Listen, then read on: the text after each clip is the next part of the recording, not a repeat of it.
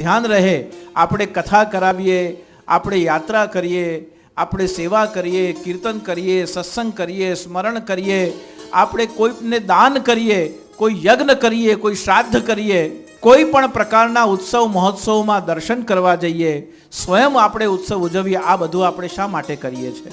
ભગવાનની પ્રાપ્તિ માટે કરીએ છીએ? આ બધું આપણે ભગવાનની પ્રાપ્તિ માટે કરતા નથી. આ બધું આપણે શા માટે કરીએ છીએ? ભક્તિની પ્રાપ્તિ માટે કરીએ છીએ. અને જો ભક્તિની પ્રાપ્તિ થાય તો ભગવાનનું સરનામું આપોઆપ આપણને મળી જતું હોય છે. શ્રી મહાપ્રભુજી આજ્ઞા કરે છે, તીર્થાટનમ ન તો મોક્ષાર્થમ.